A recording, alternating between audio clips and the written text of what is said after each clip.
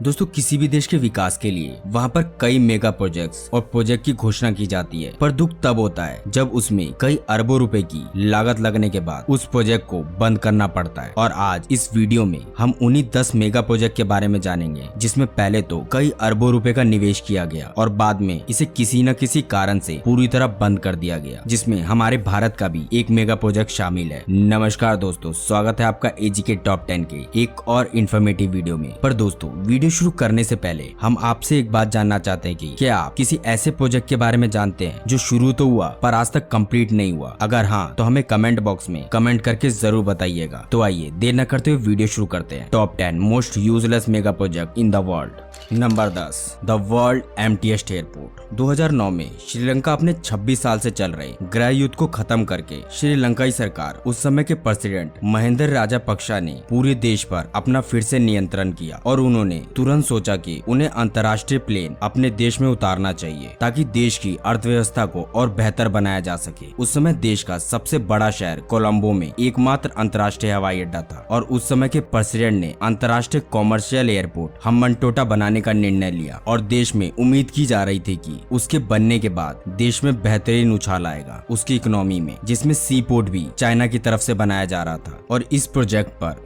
209 million US dollar खर्च किए गए, जिसमें 190 मिलियन डॉलर चाइनीज सरकार की तरफ से श्रीलंका को लोन दिया गया था, जिसके लिए श्रीलंका को बाद में उच्च ब्याज दर भी चुकाना पड़ा, जिसको बनाने की शुरुआत 27 नवंबर 2009 में किया गया और फरवरी 2012 के अंत तक रनवे और टैक्सीवे का पूरी तरह निर्माण हो गया, वो भी समय से पहले ही। हालांकि कई एक्सपर्ट्स ने मटाला में एयरपोर्ट के कंस्ट्रक्शन बनाने से साफ मना किया था और कहा था कि कोलंबो इंटरनेशनल एयरपोर्ट का ही विस्तार किया जाना चाहिए, पर सरकार ने उन्हें पूरी तरह इग्नोर कर दिया। श्रीलंका में इस एयरपोर्ट के बनने के बाद उम्मीद थी कि हर साल 1 मिलियन टूरिस्टर आएंगे, पर ऐसा बिल्कुल नहीं हुआ। पहले साल मात्र 50,000 लोग आए, वहाँ के लो ट्रांसपोर्टेशन और आसपास के बिलो पॉवर्टी की वजह से, जिसके कारण पहले साल ही 18 मिलियन यूएस डॉलर का घाटा रजिस्टर किया गया श्रीलंका में, यानी भारतीय रुपए से देखे तो लगभग 135 करोड़ रुपए होते हैं। जिसके बाद सारी अंतर्राष्ट्रीय फ्लाइट ने वहां आने से साफ मना कर दिया, यहां तक कि 2015 में श्रीलंका को अपनी ही एयरलाइन को पूरी तरह बंद करना पड़ा और आज इसके प्रेमिसेस में वाइल्ड लाइफ एनिमल्स और आसपास के लोग दिन भर घूमते रहते हैं और ये एयरपोर्ट पूरी तरह वीरान पड़ा रहता है अब। हालांकि इतने बड़े फेलियर के बाद राजापक्षा श्रीलंका में इलेक्शन तो हारे ही, साथ ही श्रीलंका बुरी तरह कर्ज में भी डूब गया और आज श्रीलंका में जो इकोनॉमिक क्राइसिस आई है उसका एक बड़ा कारण ये भी बताया जाता है। खैर, आप जानते हैं एक और मेगा प्रोजेक्ट के बारे में जो कि पूरी तरह फेल हो गया है। Number 9, Yucca mountain nuclear waste respiratory. संयुक्त राज्य अमेरिका में खर्च किए गए परमाणु ईंधन और अन्य उच्च स्तरीय रेडियोधर्मी कचरों के लिए यूका माउंटेन को बनाया जा रहा था, क्योंकि बढ़ती टेक्नोलॉजी और बड़े उपकरणों के चलते उनके खतरनाक रासायनिक कचरों में खतरा बढ़ रहा था, जिसको ध्यान में रखते हुए लॉस वेजेस के उत्तर पश्चिम से लगभग 130 किलोमीटर दूर नेवादा में इस वेस्ट रेस्पिरेटरी सिस्टम का निर्माण 1980 में करने का निर्णय लिया गया, जिसका नाम रखा गया Yucca mountain nuclear waste respiratory. दरअसल यूका में इसको बनाने का निर्णय इसलिए लिया गया क्योंकि यूका में बहुत कम आबादी है और उसके पहाड़ों में रेडियो एक्टिव वेस्ट के अच्छे ऑब्जॉर्व सिस्टम को देखा गया है, जिसमें अमेरिका के 100 न्यूक्लियर प्लांट का कचरा रखा जाना था। लेकिन ये बात स्थानीय लोगों और अपोजिशन को बिल्कुल पसंद नहीं आई, क्योंकि ये रेस्पिरेटरी वहाँ के एकमात्र वाटर रिसोर्स को खत्म करने का खतरा रखती थी। हालांकि इसके अलावा भी इस प्रोजेक्ट में कई और लूप होल्स थे, जिसकी वजह से इस प्रोजेक्ट को काफी क्रिटिसिज्म का सामना करना पड़ा। हालांकि इसके बावजूद 2002 में इस प्रोजेक्ट को मंजूरी दे दी गई, लेकिन लगातार लोगों के विरोध और अपोजिशन के दबाव के कारण 2010 में इस प्रोजेक्ट की फंडिंग एकदम रोक दी गई। हालांकि 3 साल बाद यूएस कोर्ट ने इसे दोबारा अप्रूवल दे दिया, लेकिन आज तक यहाँ कुछ खास काम नहीं हुआ है। और आपको बता दें कि इसमें लगभग अभी तक कुल 17 खरब अमेरिकी डॉलर खर्च हो चुका है, लेकिन आज भी ये वैसे का वैसा ही है जैसा आज से 10 साल पहले था। Number 8, forest city Malaysia. इस प्रोजेक्ट को बनाने का निर्णय सन 2006 में लिया गया था, जिसे मलेशिया के जोहार के बाहरू जिले में 1370 हेक्टेयर में बनाया जा रहा था, जो कि चीन के बेल्ट एंड रोड इनिशिएटिव के तहत खड़ा किया जाना था, जिसे भविष्य के शहर की कल्पना पर आधारित बनाया जा रहा था। लेकिन आज ये शहर पूरी तरीके से खाली पड़ा है, मतलब यहाँ मौजूदा समय में 500 से कम लोग रहते हैं, जिसे लगभग 7 लाख लोगों के लिए बनाया जा रहा था। लेकिन खरबों रुपए लगाने के बाद भी ये फॉरेस्ट सिटी आज पूरी पूरी तरह विवादों में घिरा महज एक बेकार पड़ा मेगा प्रोजेक्ट बनकर रह गया है और कहा जा रहा है कि आने वाले 10 से 15 साल तक ये ऐसा ही रहने वाला है, जो कि 4 आर्टिफिशियल आइलैंड से बना फॉरेस्ट सिटी होने वाला था, जिसको सिंगापुर से काफी करीब बनाया गया है। और ये $1 बिलियन प्रोजेक्ट को बनाने के लिए कई बड़े इन्वेस्टर ने इस प्रोजेक्ट में निवेश भी किया था, जिसके कारण स्थानीय लोग इसे एक्सेस नहीं कर पा रहे थे। लेकिन 2019 तक इसकी 80% प्रॉपर्टी चाइनीज इन्वेस्टर्स ने खरीद ली थी, जिसके बाद मलेशिया के नए प्राइम मिनिस्टर ने फॉरेस्ट सिटी को बैन कर दिया, जिसके बाद सारे इन्वेस्टर ने इस प्रोजेक्ट से अपना हाथ पीछे खींच लिया और अब इसके पूरे होने की उम्मीद बिल्कुल कम नजर आती है। जिसके बाद ये भी उन प्रोजेक्ट्स में शामिल हो गया जो अभी तक का सबसे यूजलेस मेगा प्रोजेक्ट्स में से एक था। Number 7, Ciudad international airport, Spain. Spain को यूरोप का सबसे पसंदीदा जगहों में से एक माना जाता है, जिसके कारण स्पेन में टूरिस्टर का तांता हमेशा लगा रहता है और स्पेन जाने वाले सभी पर्यटक मैड्रिड एयरपोर्ट पर ही उतरते थे, जिसके कारण वहां काफी ज्यादा भीड़ हो जाती थी, जिसकी वजह से यात्रियों के बढ़ते भीड़ को बांटने के लिए इसका ऑल्टरनेट बनाने का निर्णय लिया गया, जिसके बाद साल 2009 में इसे पूरा बनाकर तैयार भी कर लिया गया। हालांकि इसे सालाना लगभग 2 अरब यात्रियों की कैपेसिटी को ध्यान में रखकर बनाया गया था, जो कि स्पेन का पहला प्राइवेट इंटरनेशनल एयरपोर्ट भी था और इसका रनवे यूरोप के 5 सबसे बड़े रनवे में से भी एक था और इसका कंस्ट्रक्शन लगातार जारी था। लेकिन 2012 में इस पर विराम लग गया। दरअसल इसका कारण ये था कि लगभग $125 बिलियन के खर्च से बन रहा ये सेंट्रल एयरपोर्ट सेंट्रल था ही नहीं, क्योंकि ये मैड्रिड से 200 किलोमीटर दूर एक रिमोट लोकेशन पर बनाया गया था, जिसकी वजह से ना तो कोई लोग कैपिटल से इतना दूर आना चाहते थे, ना ही कोई बड़ी एयरलाइंस इतनी दूर लैंडिंग के लिए तैयार हुई, जिसके परिणाम स्वरूप सियूडेड एयरपोर्ट बैंकरप्ट हो गई और $350 अरब के कर्ज में डूब गई, यानी भारतीय रुपए के अनुसार लगभग 100 लाख करोड़ रुपए डूब गए। Number 6, London garden bridge. London, जो कि दुनिया में खूबसूरती का बहुत बड़ा आकर्षण का केंद्र है, जहां बहुत सुंदर मेगा प्रोजेक्ट बनाया जाना था, लेकिन उसे अधूरा ही छोड़ना पड़ा, क्योंकि कहा जाता है कि जहां उसे बनाया जा रहा था वहां उसकी जरूरत ही नहीं थी। दरअसल इसे साउथ बैंक के क्वीन वॉक से टेम्पल के बीच बनाया जा रहा था और इस एरिया में पहले से ही 3 से ज्यादा ब्रिजेस मौजूद थे, जिसको इससे पहले और इससे कई गुना कम लागत से पहले ही बनाया जा चुका था। जहाँ पिछले ब्रिज को बनाने की लागत $85 अरब आई थी, वहीं इसकी लागत $280 अरब तक चली गई थी। बाद में जब इन्वेस्टर्स को पता चला तो सभी इन्वेस्टर धीमी धीमी अपना हाथ पीछे खींचने लगे और 2017 तक इस ब्रिज पर जितना भी निवेश किया गया सब बर्बाद हो गया और इस प्रोजेक्ट को पूरी तरह बंद कर दिया गया, जिसके कारण इस प्रोजेक्ट में लगे $280 अरब भी पूरी तरीके से बर्बाद हो गए। Number 5, Naypyidaw, Myanmar. Ghost city के नाम से प्रसिद्ध म्यांमार का नेपिडाओ म्यांमार का तीसरा सबसे बड़ा शहर है, लेकिन आज ये पूरी तरह से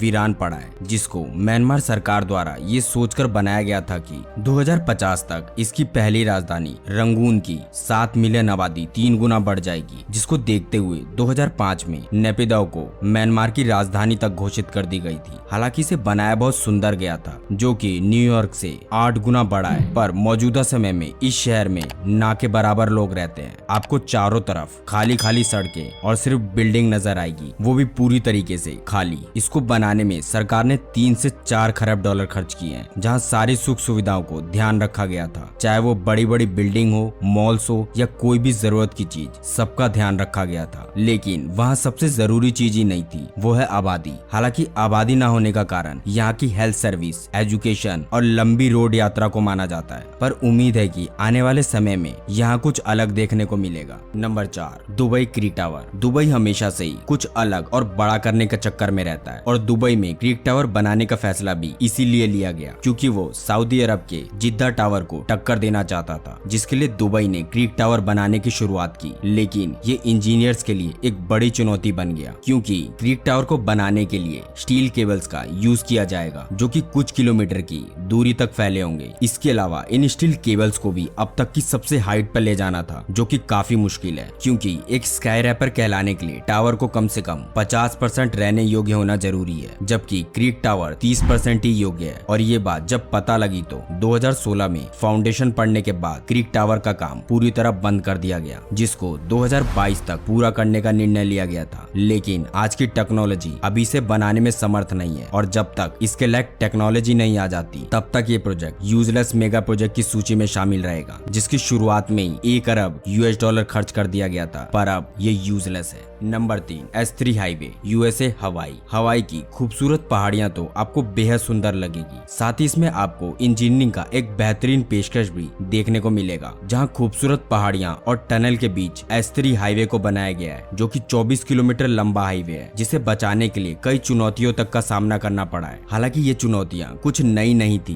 बल्कि ऐसी चुनौतियां 26 साल पहले से ही शुरू हो गई थी। दरअसल हवाई के ओहो आइलैंड पर इस हाईवे को बनाने का प्रपोजल 1960 में रखा गया था, लेकिन इसकी अनाउंसमेंट होते ही वहां के स्थानीय लोग और इन्वायरमेंटल कंप्लेंट्स के कारण इस प्रोजेक्ट के बड़ी बाधा के रूप में सामने आ गए, और उसके बाद यानी 1986 में इस बाधा को हटाया गया, और उसके बाद इस हाईवे का काम शुरू हुआ और 1997 में ये पूरी तरह बनकर तैयार हो गया। हालांकि इतने विरोध, इन्वायरमेंटल लॉस और कई बाधाओं के कारण इस प्रोजेक्ट की कॉस्टिंग इसके एक्चुअल बजट से 5 गुना बढ़ गई थी। यानी इस प्रोजेक्ट को फाइनल करने में 1.3 अरब US का खर्च आया था, मतलब $80 मिलियन प्रति मील पर। हालांकि इतने खर्चे के बाद भी ये लोगों के कुछ खास काम नहीं आता है और ज्यादातर खाली ही रहता है, क्योंकि आज भी स्थानीय लोग इसका विरोध करते हैं और इसके उपयोग करने पर ऐतराज जताते हैं, क्योंकि उन्हें लगता है ये हाईवे श्रापित है, जिससे ये समझ में आता है कि ये श्राप का दोष सिर्फ भारत में ही नहीं पूरी दुनिया में माना जाता है। नंबर 2,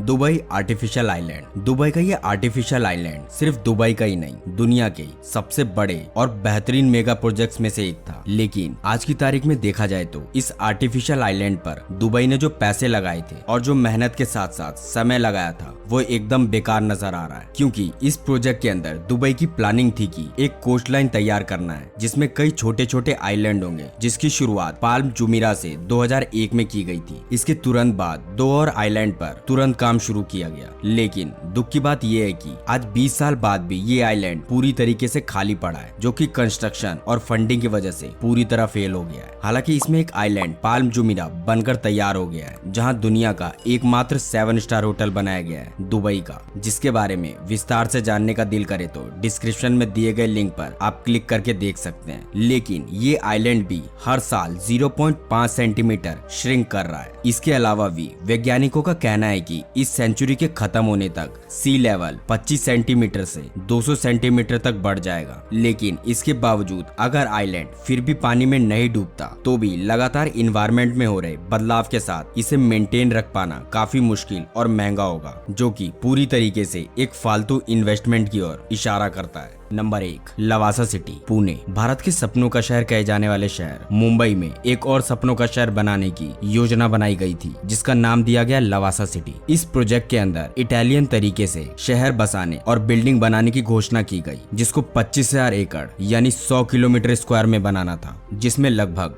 2 लाख लोगों के रहने की कैपेसिटी होती। पर यह प्रोजेक्ट आज तक कंप्लीट ही नहीं हो पाया है। हालांकि इसके ना कंप्लीट होने के कई कारण बताए जाते हैं, जिसमें 2 सबसे ज्यादा मुख्य कारण बताए जाते हैं। ये प्रोजेक्ट पर्यावरण को नुकसान, यानी ये प्रोजेक्ट एनवायरमेंट लॉ को फॉलो नहीं करता। इसके अलावा इसमें पॉलिटिकल करप्शन समेत इस प्रोजेक्ट में कई और विवाद थे, जिसके कारण ये प्रोजेक्ट पूरी तरह घिर गया। इसी कारण से 2010 में इंडियन फॉरेस्ट मिनिस्ट्री ने इसे बंद करने का आदेश दे दिया, लेकिन 2011 में इस आदेश को रद्द कर दिया गया और इसकी भूमि अधिग्रहण किया गया, जिसको बनाने का जिम्मा HCC यानी हिंदुस्तान कंस्ट्रक्शन कंपनी लिमिटेड को दिया गया, जिसके लिए 1,47,000 करोड़ का बजट रखा गया। लेकिन आज ये पूरा बजट डूबता हुआ नजर आ रहा है, जिसमें education, theme park, Italian building, health और स्पोर्ट फैसिलिटीज का कंस्ट्रक्शन इस 25,000 एकड़ में किया जाना था। हालांकि अभी ये काम आधा होकर रुका हुआ है और पूरा होने की उम्मीद बिल्कुल ना के बराबर नजर आ रही है। लेकिन अभी भी कुछ लोग ये कहते हैं कि ये प्रोजेक्ट 2030 तक पूरा कंप्लीट हो जाएगा, पर ये तो आने वाला टाइम ही बताएगा कि ये प्रोजेक्ट कंप्लीट हो पाएगा कि नहीं हो पाएगा। आपको क्या लगता है, हमें कमेंट में जरूर बताइएगा। तो दोस्तों, आज के लिए बस।